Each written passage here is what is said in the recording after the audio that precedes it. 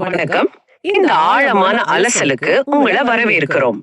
இன்னைக்கு நாம உங்க கையில இருக்கிற தாவரங்கள் பற்றிய குறிப்புகளை வச்சு சில முக்கியமான விஷயங்களை இன்னும் கொஞ்சம் விரிவா பார்க்க போறோம்.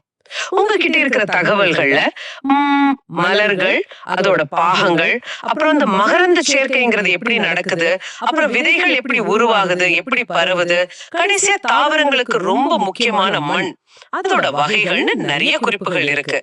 இது எல்லாம் பார்க்கும்போது இந்த குறிப்புகளோட நோக்கமே மலர்கள், மகரந்த சேர்க்கை, மண் பத்தி தெரிஞ்சுக்கிறது, அதோட முக்கியத்துவத்தை புரிஞ்சுக்கிறது தான் நினைக்கிறேன். சரியா? அப்போ ஆரம்பிக்கலாமா? முதல்ல மலர்கள் பத்தி பேசலாம்.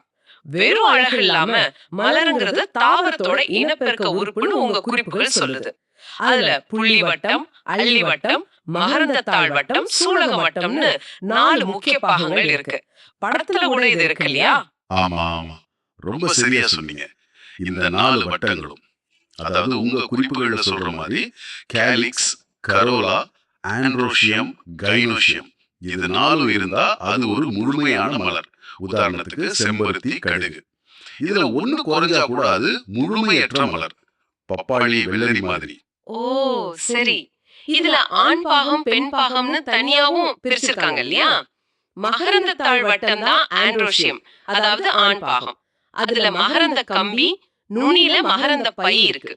பெண் பாகம் கைனோஷியம், அதுல சூலகம், சூழ்தண்டு, சூழ்முடி இருக்கு. கரெக்ட்.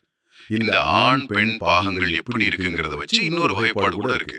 ஒரே பூவுல ரெண்டுமே இருந்தா அது இருபால் மலர், செம்பருத்தி, தக்காளி மாதிரி. ஆனா சிலதுல ஏதாவது ஒண்ணுதான் இருக்கும், அது ஒரு பால் மலர். ஆண் பூ தனியா, பெண் பூ தனியா இருக்கும். வெள்ளரி, பப்பாளி மாதிரி. இத தொடர்பா ஒரு விஷயம் படிச்சேன் உங்க குறிப்புகள்ல. உங்களுக்கு தெரியுமா? பெட்டியில ராஃப்லேஷியான்னு ஒரு பூ. உலகத்திலே அதுதான் மிகப்பெரிய மலராம். ஆனா வாசனை மட்டும் அழுகிய இறைச்சி மாதிரி இருக்கும். அது ஏனா? அதுதான் இயற்கையோட வேடிக்கை. அந்த கெட்ட வாசனைக்கு ஒரு காரணம் இருக்கு. அது பூச்சிகளை கவர்தான். குறிப்பா சில வகை ஈக்களை கவர்ந்து மகரந்த சேர்க்கையை நடத்திக்குது. அதனாலதான் அத பிண மலர்னு கூட சொல்றாங்க. ஓ அப்படியா? கேட்கவே ஆச்சரியமா இருக்கே. ஆமா, இது ஒரு தகவமைப்பு. எப்படி ஒவ்வொரு உயிரினமும் தனக்கு தேவையானதை செஞ்சுக்க தனி வழியை கண்டுபிடிக்குது பாருங்க. ஆமா, ரொம்ப சுவாரஸ்யம். சரி, இப்போ இந்த மலர்களோட முக்கிய வேலை மகரந்த சேர்க்கைன்னு சொன்னீங்க. அதாவது மகரந்த பையில இருந்து மகரந்த தூள், சூழ்முடி அடையிறது. இதுல 2 வகை இருக்குன்னு உங்க குறிப்புகள் சொல்லுது. தன் மகரந்த சேர்க்கை, அயல் மகரந்த சேர்க்கை. என்ன வித்தியாசம்? ஆமா, வித்தியாசம் இருக்கு. தன் மகரந்த சேர்க்கைனா ஒரு பூவோட மகரந்தம் அதே பூவுல இல்ல அதே செடியில இருக்கிற இன்னொரு பூவோட சூழ்முடியில விழுறது. இது சிம்பிள் தான். ஆனா பெரிய மரபணு வேறுபாடு இருக்காது அடுத்த தலைமுறையில. அயல் மகரந்த சேர்க்கைங்கிறது ஒரு பூவோட மகரந்தம் அதே இனத்தோட வேறொரு செடியில இருக்கிற பூவோட சூழ்முடியில விழுறது. இதுலதான் மரபணு கலப்பு நடக்கும். ஓ, அப்போ அந்த அயல் மகரந்த சேர்க்கைக்கு மகரந்தம் ஒரு செடியில இருந்து இன்னொரு செடிக்கு போகணுமே, அது எப்படி? அதுக்குதான் சில முகவர்கள் வேணும். உங்க குறிப்புகள் இத நல்லா சொல்லியிருக்காங்க. ஒண்ணு, காத்து மூலமா அனிமோஃபிலின்னு சொல்றாங்க. புல், மக்காச்சோளத்துல எல்லாம் இப்படிதான். பூக்கள் பெருசா இருக்காது, ஆனா நிறைய மகரந்த தூள் உருவாகும், லேசா இருக்கும். காத்துல பறந்து போகவா? ஆமா. அடுத்தது தண்ணி மூலமா ஹைட்ரோஃபிலி, வாலிஸ்னேரியா, ஹைட்ரில்லா மாதிரி நீர்வாழ் தாவரங்கள்ல. இது கொஞ்சம் கம்மி தான். மூணாவது, இதுதான் ரொம்ப காமன், பூச்சிகள் மூலமா என்டமோஃபிலி. தேனி, வண்ணத்து பூச்சி எல்லாம். அதேதான், தேனி, வண்ணத்து பூச்சி, வண்டுகள். இந்த பூச்சிகளை கவர்தான் பூக்கள் பிரகாசமா தேனோட வாசனையோட இருக்கு. பூச்சி தேன் குடிக்க வரும்போது மகரந்தம் ஒட்டிக்கும். அது அடுத்த பூக்கு போகும்போது அங்க சூழ்முடியில படும். உங்க குறிப்புகள்ல எண்டமோஃபிலஸ் கொடுத்திருக்காங்க, அது இந்த பூச்சி மகரந்த சேர்க்கைதான். ஆமா, கொடுத்திருக்காங்க. இது சம்பந்தமா இன்னொரு உங்களுக்கு தெரியுமா தகவலும் இருக்கு. ஸ்விங்ஸ் மாத் அப்படின்னு ஒரு அந்து பூச்சி ஹம்மிங் பேர்ட் மாதிரியே பறக்குமா. அது பெட்டோனியா மாதிரி பூக்கள்ல அதோட நீளமான உறிஞ்சு குழல உள்ள விட்டு தேன் குடிக்கும் போதே மகரந்த சேர்க்கையும் செய்தான். படமே இருக்கு. கரெக்ட். இந்த மாதிரி பல வழிகள்ல மகரந்த சேர்க்கை நடக்குது. ஆனா மகரந்தம் சூழ்முடியில விழுந்தா மட்டும் போதாது. அதுக்கப்புறம் நடக்கிறது தான் கருவுறுதல், ஃபெர்டிலைசேஷன். அந்த மகரந்த தூள் முளைச்சு ஒரு குழாய் மாதிரி வளர்ந்து சூலகத்துக்குள்ள இருக்கிற சூளை அடையும். அங்க பெண்ணின செல்லோட ஆணில செல் இணையறதுதான் கருவுறுதல். இதுக்கப்புறம் தான் விதை உருவாகும். ஓ, அப்ப கருவுறுதல் நடந்ததும் பூவுல சில மாற்றங்கள் நடக்குமே, என்ன அது?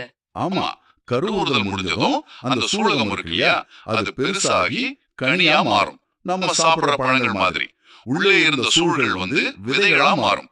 அந்த விதைகள் தான் அடுத்த தலைமுறை. உங்க குறிப்புகள்ல அவர விதையோட படம் போட்டு நல்லா விளக்கியிருக்காங்க. விதை உரை, முளைவேர், முளை குருத்து, வித்திலைகள். இந்த வித்திலைகள் தான் முளைக்கும் போது அதுக்கு சாப்பாடு கொடுக்குது இல்லையா? ஆமா, அதுலதான் உணவு சேமிச்சு வச்சிருக்கோம். அந்த வித்திலைகளோட எண்ணிக்கையை வச்சுதான் ஒரு வித்திலை இரு வித்திலைன்னு பிரிக்கிறோம். அதாவது மோனோகாட், டைகாட். சோளம், நெல் எல்லாம் மோனோகாட்.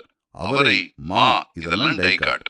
உங்க குறிப்புகள்ல இதுக்கும் உதாரணம் கேட்டிருப்பாங்கன்னு நினைக்கிறேன். ஆமா, இருக்கு. சரி, இப்போ விதைகள் உருவாகிடுச்சு. அது தாய் செடி பக்கத்திலே விழுந்தா எல்லாத்துக்கும் போதுமான இடம், வெளிச்சம், தண்ணி கிடைக்காதே. கரெக்ட், ரொம்ப சரியான கேள்வி. அதனாலதான் விதைகள் பரவுதல் ரொம்ப முக்கியம். தாய் செடியை விட்டு தூரமா போகணும். இதுக்கும் பல வழிகள் இருக்கு. உங்க குறிப்புகள்ல பாத்தீங்கன்னா சொல்லுங்க. ஒண்ணு காத்து மூலமா, அனிமோகோரி. முருங்கை மாதிரி இறக்க உள்ள விதைகள், எருக்கு மாதிரி பஞ்சு உள்ள விதைகள் காத்துல பறந்து போகும். ரெண்டாவது தண்ணி மூலமா, ஹைட்ரோகோரி. தேங்காய் மாதிரி தண்ணியில மிதந்து ரொம்ப தூரம் போகும். உங்க போர்த்துக பகுதியில் கூட இது இருக்கு. ஆமா, பார்த்தேன். மூணாவது விலங்குகள் மூலமா, ஜூகோரி. இதுல 2 வகை. நச்சச்சூரி மாதிரி குக்கி உள்ள விதைகள் ஆடு மாடு மேல ஒட்டிட்டு போகும். இன்னொன்னு பழங்களை சாப்பிட்டுட்டு அதோட கொட்டை, அதாவது விதை எச்சம் வழியா வேற இடத்துல விழும். வேம்பு, ஆல் எல்லாம் இப்படிதான். சூகோரின் இதுக்கு பேரு. நாலாவதா ஒண்ணு இருக்கே, வெடிச்சு சிதறுதல். ஆமா, ஆட்டோகோரி. அவரை, வெண்டைக்காய் எல்லாம் நல்லா முத்துனதும் படார்னு வெடிக்கும். விதைகள் வேகமா சிதறும். இதுவும் ஒரு வகை பரவுதல் தான். அடேயப்பா, ஒரு செடி தன்னோட சந்ததியை பரப்ப இத்தனை வழிகளா?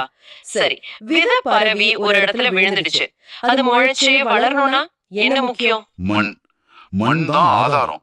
பாறைகள் வெயில், மழை, காத்துன்னு பல வருஷமா கொஞ்சம் கொஞ்சமா உடைஞ்சு அதோட செடி, விலங்கோட எச்சம் எல்லாம் மக்கி சேர்ந்து உருவாகிறது தான் மண். இது மெதுவா நடக்கிற ஒரு செயல்பாடு. உங்க குறிப்புகள்ல மண்ணோட அடுக்குகள் படம் கூட இருக்கு. மேல் மண், அடிமண், அப்புறம் பாறைகள். ஆமா, அந்த கண்ணாடி குவளை சோதனை ஆக்டிவிட்டி 5 பத்தியும் இருக்கு. மண்ணுல கண்ணி ஊத்தி வச்சா அடுக்குகள் பிரியுமாமே. ஆமா, சரி. எல்லா மண்ணும் ஒண்ணு போல இருக்காது. துகள்களோட அளவை பொறுத்து 3 வகை சொல்றாங்க. ஒண்ணு வண்டல் மண், லோமி சாயில். இதுல மணல், களிமண், வண்டல் எல்லாம் கலந்து இருக்கும். விவசாயத்துக்கு இது ரொம்ப நல்லது. சரி. ரெண்டாவது களிமண், கிளே சாயில். துகள் ரொம்ப சின்னதா நெருக்கமா இருக்கும்.